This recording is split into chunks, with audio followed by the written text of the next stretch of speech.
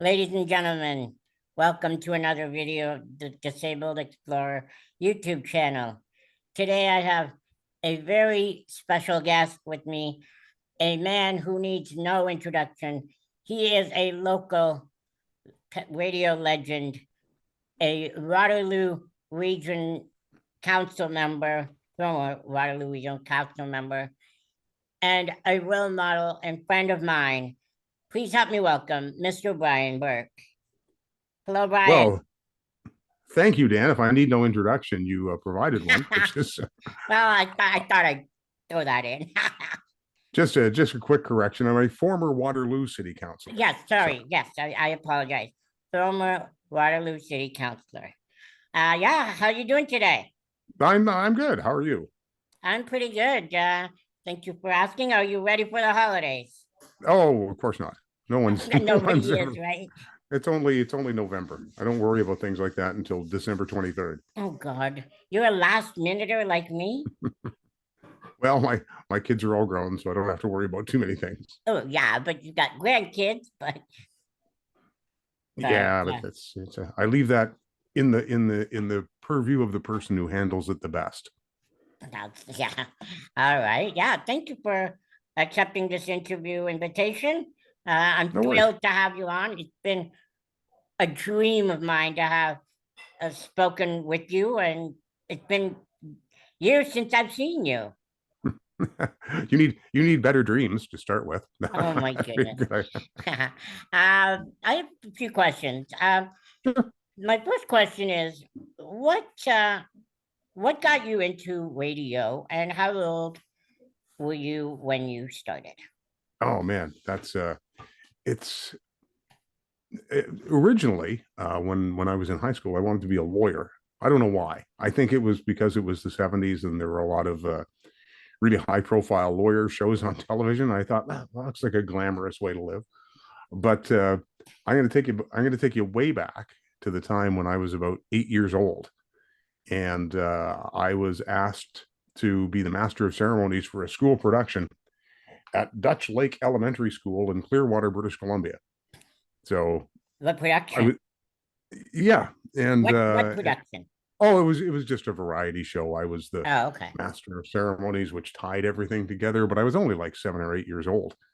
Uh, I'd always been a voracious reader and was capable of at least, I guess, handling myself on the stage with a very nice tweed blazer and a white turtleneck that I remember. Wow. I know, pretty fashionable. And so fast forward a few years and get into high school. And again, I played a lot of sports in high school, but I did blow out an ankle at one point, so I ended up announcing a basketball game or several basketball games for a while. Okay. And at the same time, I had decided to join the Reach for the Top team, which, if you don't know, is a high school quiz show that was pretty popular back in the 70s. Alex Trebek was the host of that quiz show Oh, for a Mr. while. Trebek.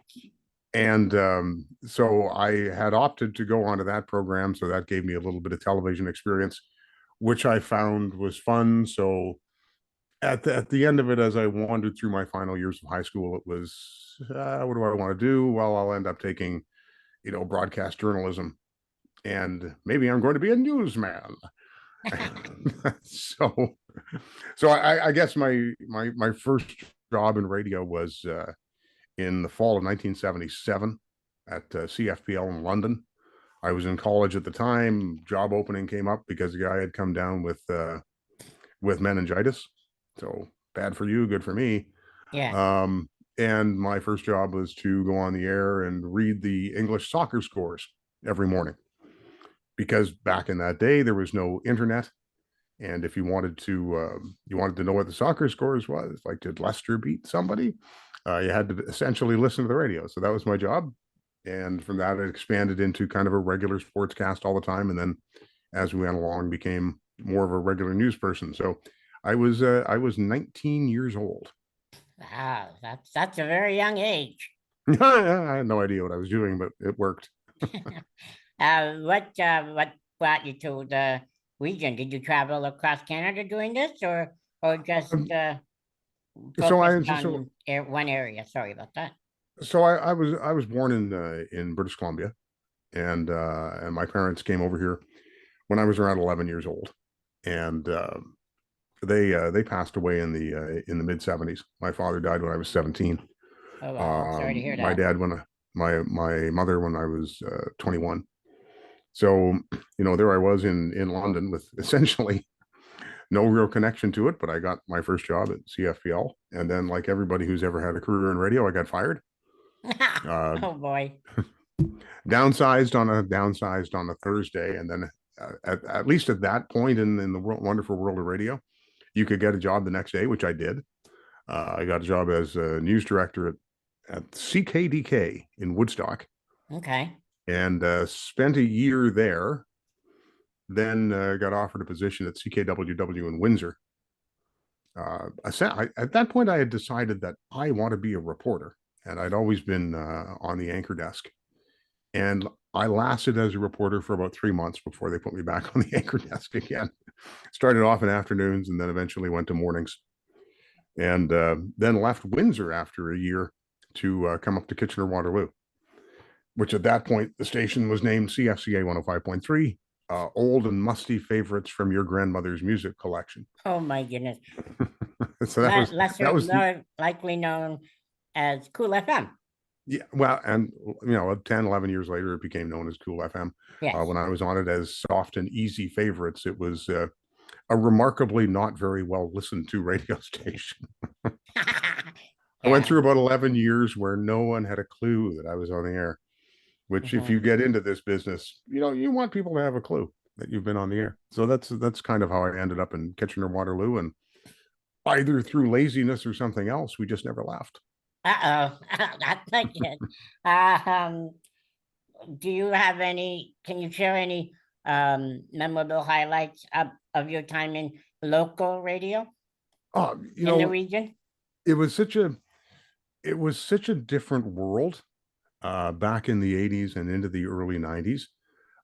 Radio stations and radio companies still really served their community. I don't think they do that as much as much today. First of all, the CRTC changed the rules. You're no longer forced to provide news coverage or documentary coverage, and back in those days, you did have to provide those kinds of things. Which, quick aside, I think they still should. So I had the opportunity to interview all kinds of people. I interviewed, I think, 6 or 7 prime ministers, Yeah. all kinds of people who came through. I got to hold on to Lennox Lewis's gold medal from the Olympics. Uh, you know, Yeah. and of course, nobody ever took any pictures, of course, because we didn't have cell phones. Nobody had a camera hanging around. So, the highlight to me was the opportunity to talk to all these really interesting people who had done things and were going to do things. So that was always a highlight for me. That's good. Any further ones or just that one comes to Oh, mind? it's the list of people I had a chance to sit down and talk to. The Gordon Lightfoots, the Tom Cochrans, people like that in the music Yes. industry were always really fascinating to me, because that's a tough business to make a living in.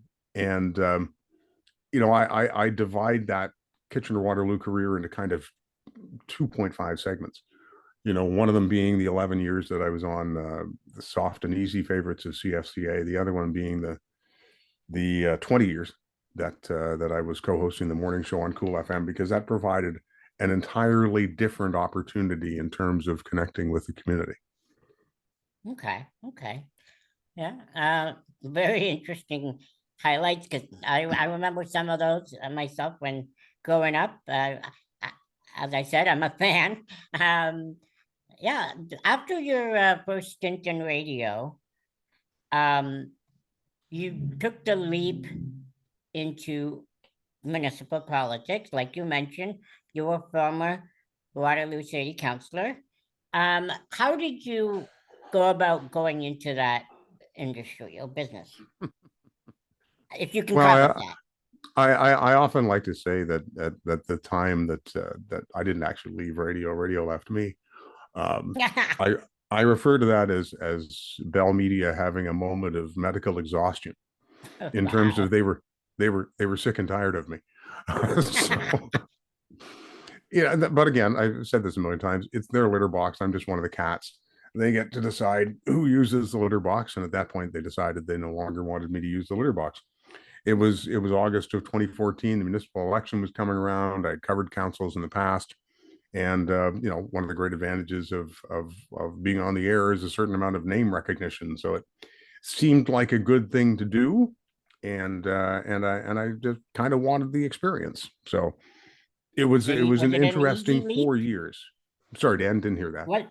Yeah, was it an easy leap between the two mediums? Well, you never want to assume that everything's going to go perfectly. Um, at least I never do. So it's a little bit daunting because now you're asking people to sit in judgment of you and cast a ballot, and that should be important. Yeah, yeah, Um, but no, look, the radio that I did was fun. It was always easy. Um, it's as a counselor, there's an awful lot more reading, an awful lot more things to take into account. It's not a world where hot takes are really worthwhile. yeah. You need to provide a little bit of thought and a little bit of context, but I enjoy that part too. That's good. Yeah. You you ran for how many terms? Did you only I one, right? I opted to get out after one term, What and do I'll tell you one of the reasons for that, and that's you're one of 8 people sitting around a horseshoe, so you you have one vote. yeah. um and I looked around the horseshoe, and I looked at an awful lot of people who looked like me, and I said, I got to get out of the way. Let's get some people who don't look like me. Give That's someone with younger blood Well, I'm into not. the It doesn't necessarily have to be younger blood, Dan, but just maybe a different life experience, maybe hmm a different place that they've grown up in. hmm So it doesn't. I don't always divide it in age. Sometimes it is, but I think for the most part, it's just people with some diverse life experiences. That isn't quite the norm of what a guy like me would have might have experienced. Yeah, yeah. Um, do you have can you share any highlights of your time in politics Well, or memories or whatever? one of the things that came up during our council term was the Muslim Association here in town wanting to create a prayer center up on Herbsville Road, and I think it was is look. I always know there have been people who have issues with people who are different from them, Huh. but I don't think that I really realized the depth of that in some communities, and that was really really disappointing. For a group to say, well, these people don't need a place to worship. Yeah, yeah, yeah. Who the hell are you to say that? Of course, like and to hear, well, this neighborhood isn't the right place for a church, and I'm going, there's 11 churches within like 8 kilometers of here, Yeah, so yeah. so that was kind of a disturbing um discussion that lasted probably over the space of a year. But in the end, it worked out in the right way. And despite what some people said 3, 4, 5, 6, 7 years ago, that this will be the entire community going to hell in a handcart, the community, in fact, has not gone to hell in a handcart. Okay. If someone was going to enter municipal or any kind of politics, what kind of advice would you give to them in the to enter? It's different at every level. When you're running at the federal level, um, voters, for the most part, don't pay much attention to the local candidate. They pay attention to the party, right? Mhm. And party through the lens of whoever happens to be the leader, whether that's a Justin Trudeau or a Pierre Poilievre. Those are the people who get the moments, and that's the basis on which voters make their decision. Very similar at the provincial level as well. Um, look, the last couple of elections, it's all about Doug Ford. It's all about whoever happens to be the leader of whatever party. When you get down to the municipal level, it's a little bit different because, of course, there are no parties. The difficulty is that if you're lucky, 25% of people might vote. Right. So if you're going out to meet 100 people, the odds are 75 of them aren't going to vote. It's kind of empty time. Yep. But, for people who, perhaps don't have as much of a public profile, there's kind of no replacement for just knocking on doors and talking to people. Yeah, I think Even, that's the hard part, isn't it? oh yeah, it's really hard. First of all, people aren't home very much. And Or they and claim to not. secondly, I don't know. and secondly, when you get out there, in the evening, people don't necessarily want you at their door. But Mhm. there's no replacement for that at the municipal level. Right. Because everybody that you interact with, well, maybe they vote, they're much more likely to consider voting for you if they've actually met you. Because there's never those, at the municipal level, very rarely, I should say, are those singular issues, they're going to drive people to change their vote. You got to go back to the Rim Park scandal of years ago, when everybody in Waterloo was tossed off council. But those things don't happen very often. So it really is just a matter of having an opportunity to talk to somebody and get to know them. Yeah, those are very good points. Going back to your radio in this radio career, what advice can you give to current students entering the business Well, it's or the industry? Sorry. look, the industry has changed dramatically. Yeah, Um, technology. Technology to some degree, neglect to, I think, at a larger degree, the large radio companies in this country, which are basically Chorus and Bell, or sorry, Rogers and Bell, Yes. um, have taken this model where they want to integrate, right across the board. So you might have a Isn't midday chorus? host who's on 10 stations, Yeah, isn't during the chorus? middle of the afternoon. It, yeah. Much the same way, they're integrating programming to reduce the amount of people. The thing that always struck me, I have to drop down and get my headphones. Okay. The thing that always struck me was that the radio people were the original content creators, which we hear a lot about in terms of the internet these days. And the industry as a whole has simply not allowed those people to create that content. The one advantage I believe that radio has is that ability to be local, to tell you about what's happening on potentially your street, your neighborhood, which, you generally can't get from the social media feeds out there because there is so much noise. I Yeah. think they could do a much better job of that. Yeah. I would tell kids who go into broadcasting programs to very seriously consider it, consider what they want to do. I do remember years and years and years ago that every male who went into a broadcasting program wanted to be a sports announcer. There's like 11 sports announcer jobs across the country. Oh So, boy. it's a really tough business, but I think you have to kind of look at it as, I'm going to give myself 5 years. This is where I want to be. This is what I want to be doing. And if that's not happening, move along somewhere else, because the real advantage of the education is that there are a number of things you can do. If you can put words together and you can speak clearly and you can get your message across, there's a world of opportunities out there for somebody who can do that. And broadcast training and journalism training will help provide that. Wow, that's very, very good advice. Very sound advice, actually.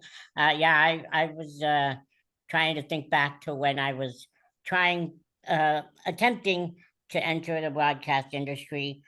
I went to Conestoga College to do a bit of a tour and found out that the big boards, the mixers, are a little too big for me, for my hands. And as you can see, I've very short arms. But that doesn't stop me from trying different avenues. But I didn't want to attempt to go any further with broadcasting, because then I would possibly have to go into Toronto, and I didn't want to relocate, because who wants to relocate at this time of year, right? So Well, yeah, that's very true. And look, the industry hasn't been, particularly accessible or diverse over that's the it. years. Essentially, you want people who sound like me. Maybe they don't want people who sound like Dan. Yeah. I think it's good to have both because not everybody's Yeah. sounds the same, but the industry always leaned on that.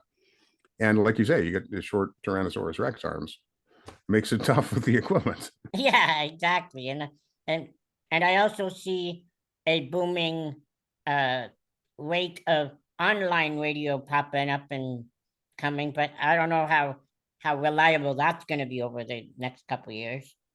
Well, the difficulty, whether it's online or terrestrial or whatever it is, whether it's Or satellite, satellite. is always how do you monetize it, right? So you can have an online radio show, but you Yeah. know you, somebody's got to pay the bills, right? Whether that's through a subscription basis or whether it's through paid advertising, and Yeah, that's a struggle that legacy media is having right now, and it's just as much of a struggle for online sources. mhm. Yeah, very true, very true. Um, what as I know, you have a very large wealth of trivia knowledge and music knowledge. Um, so much so that you almost won the recent episode of CTV's Battle of the Generations. You did actually pretty good up until the last bunch of questions. What was that experience like, and what uh, what can you tell us? Well, interesting. And always, I had always wanted to be on a game show, and referencing back to my time on Reach for the Top. I used to spend my time as a kid. My parents would buy me the World Almanac every year, Yes, which is for most people fairly dry reading, but yeah. for me it was spectacular. Imagine the things that you can learn. So back New Year's Eve this past year, I remembered that I had seen an ad for a casting call for that show.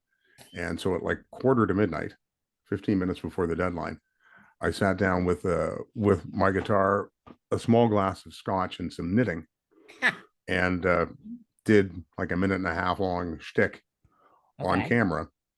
And then a couple of days later, they called me up, and we started to go through the process of being cast. And by the time February the 9th came around, uh, I was in Toronto shooting the show.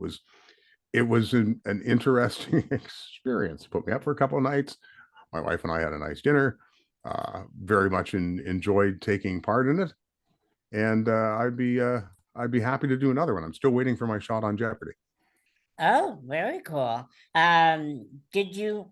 I remember you somewhere saying that you also uh applied to Family Feud, Family Feud Canada.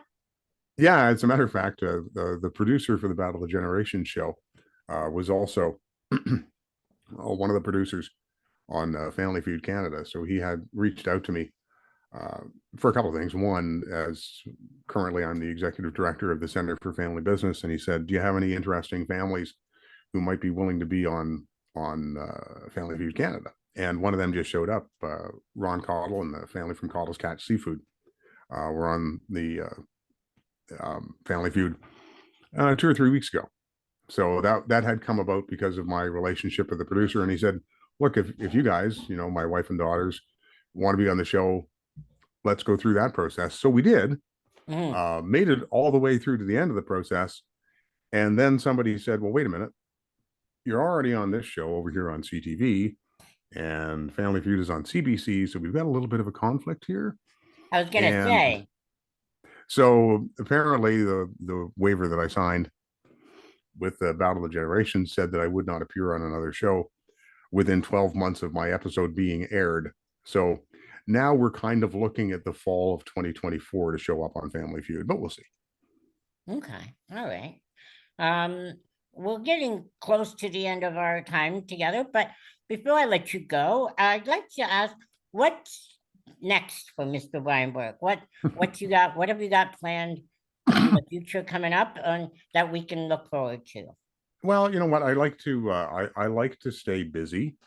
I have been I was a fairly prolific writer for a long time. I had a column in the Waterloo Chronicle for quite a while. I've kind of drifted away from that. I'm every now and then I sit back and go, well, maybe it's time to get that outlet going again. It's just me spouting off on things, but I kind of enjoy that, and Yeah. I miss not having that opportunity to do it on the air. So maybe I can do it that way.